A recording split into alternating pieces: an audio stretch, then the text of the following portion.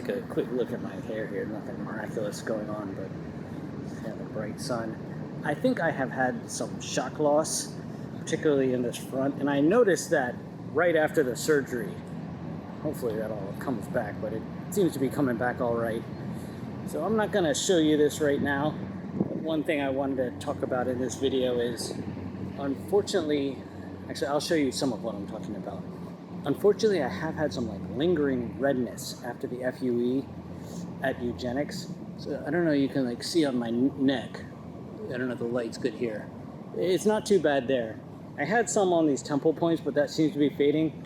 But it is very pronounced on my legs. I haven't mentioned this to them because I do think eventually it will go away. The main reason I'm mentioning it is I've done lots of videos where I'm showing leg hair grafts and showing how nicely it healed. And up to now, it's always just healed very perfectly. I just want to caution people that there can be scarring. And when I get home, I'll show you my legs. I'm wearing pants right now because I was at immigration. But these dots are very pronounced. It's almost like acne scarring. I think within a year it will fade away, but it's still kind of unusual. I don't know why this time it is just lasting longer, and so I don't know exactly what it is. And again, I'm not faulting eugenics, and even more they caution me against getting leg hair grafts, so it's not a matter of being upset with anyone, more just wanting to caution people that if you do get leg hair extraction, be prepared for some lingering scarring.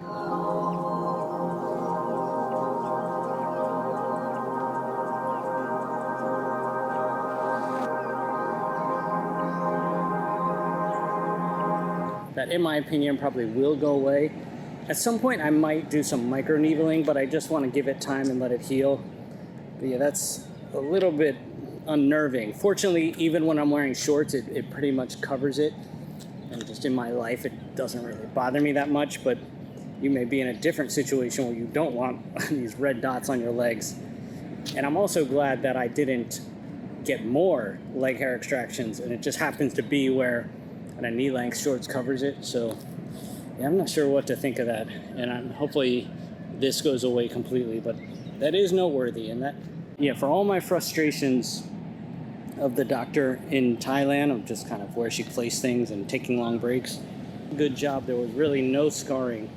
So something about her technique, I gotta give her the nod on that. It just seems to be better. So it's yet to be proven how well everything grows, and I think in the end everything will work out.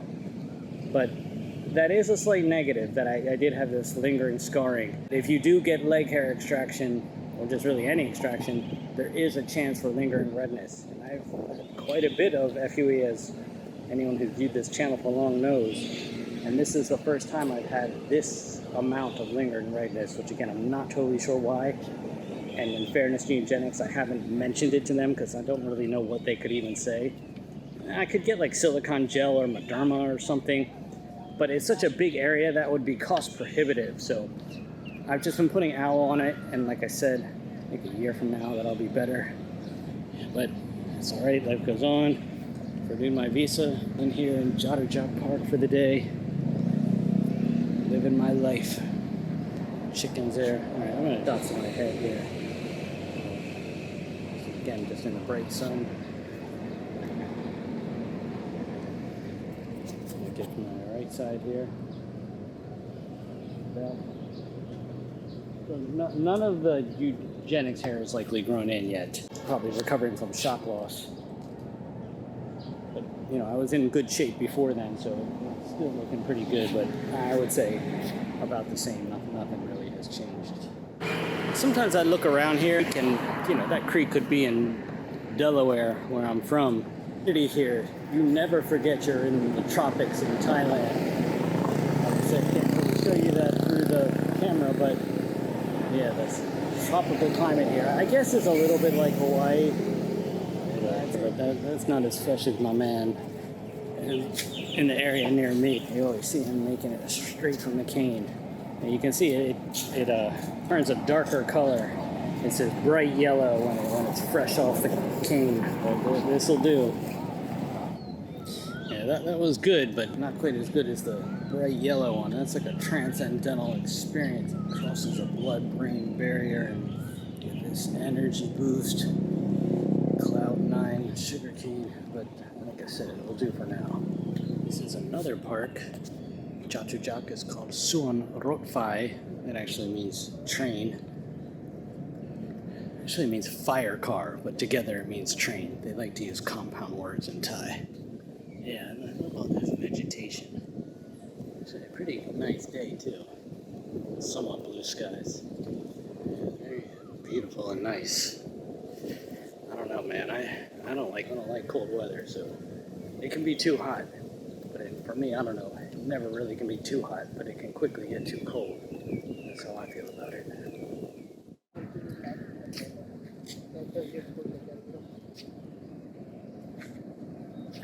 Actually, that's not true. You know, when I went to Austin, Texas to Dr. McGrath, something about the heat there, that was too hot. I think as unpleasant as the humidity can be, it definitely helps with high temperatures. Yeah, that heat in Austin, I was in a bad mood. I was happy to get the exosomes, but I was not happy to be in that heat. More tropical views. Some kind of really bad thing going on there. Nice. I think those are crows. Yeah. I don't think it's a raven. Honestly, I'm just not a bird expert, and that would be a really stupid thing to think. But it looks bigger than a crow. Oh, it's not food. I thought crows were supposed to be smart. Alright, what are you gonna do? I'm standing here, what are you gonna do about it? Nothing, that's what. Look at you. Yeah, he likes it, I don't know why. Onto the shape, Jason. What is it? Tilom. Oh, I think that's an egret. I was thinking a little more about the word road 5, train, fire car. You can kind of imagine 100 years ago, they had the nice shiny locomotives, and they've got a big pile of coal and throwing it in the engine, and that's what it is, a fire car. There's a rice paddy. One of the most popular crops in Thailand. Unharvested here. Usually grow right in a bunch of water. Kind of hydroponic vegetation. There'd be a park in Thailand without a monitor lizard. Those things look like snakes when they're in the water. Yeah, I think they're so poisonous actually, but I mean they don't usually bother you. Yeah, look like a snake. I don't know. I'm not a big fan of reptiles, especially alligators. Almost got 10,000 steps there. You know, I don't know if this is true, but I've heard if you stay in a Thai prison, say you stayed there for 5 years, that's equivalent to 10 years in America. So if your sentence is going to be 10 years in America, for some reason you're in a Thai prison for 5 years, you go back to America, your sentence is done just because it's so brutal. In Thai prison is a place I hope I never go. Sometimes I feel walking in Thailand, I'm almost at 10,000 steps, but I feel that's equal to 20,000 steps. Much more pleasant equivalent there, but yeah, I always think that. I think if I walk 5,000 steps, I have walked 10,000 American steps. This seems like it's a banyan tree. It's strangely very red still. I don't totally understand why. If I touch it, it's like a little bit bumpy. Very little bit. This one really not much at all. Yeah, so I don't know exactly why this happened this time. But if anybody has a lot of experience with scars, I do. And in the past, I did have on the right side here. This, when the Thai doctor did that was red for a while. I don't know, maybe about 6 months. It wasn't as red as my legs, but there was some lingering redness. Of course, I had a scar on my head for many years. So in my experience, that redness, it just seems to go away on its own. But it's probably going to stick around for a while. So take another look. Yeah, so fortunately, my shorts actually seem to go right about here. It's very lucky. I'm glad I did not get it down here. And I'm not going to get it down there after this. Again, I expect that's going to be fine.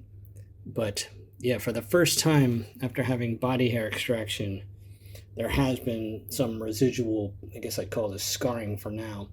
And we're almost 2 months. We're near the end of March, and this was February 8th around.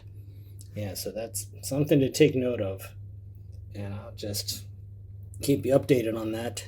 It doesn't bother me. I don't care that much, but I also don't like it, and I would like it to get better. So that's an update on this situation with my legs. I'll try to take another look at my neck here. Bright light. And that seems to be getting better, though it kind of looks like I shaved a little too close. If a year from now it's still exactly like that, like I said, I might try some derma rolling. I go to a dermatologist. If for some reason it just stayed like this the rest of my life, I could accept that. But I would not have got hair extraction if this lasts the rest of my life, which seems extremely unlikely. So, April 6, 2024. Not much has changed with my hair. It's been 2 months, so it's really too soon for anything to grow in. I'm gonna wait a year, like I said before I do any micro needling or anything like that. I want to try to let the scarring, the tissue all firm up. Then I will probably take more aggressive measures. So let's take a quick look at my hair, and then I have a little update on my book, and that will be it for this video.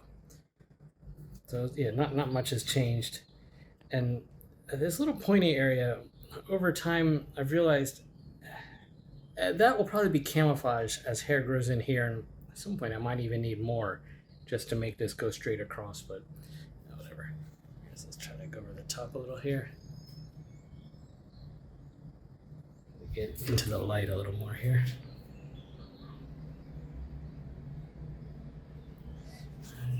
My right side here. And so nothing really has come in here yet. That also is a little bit red, but nothing serious.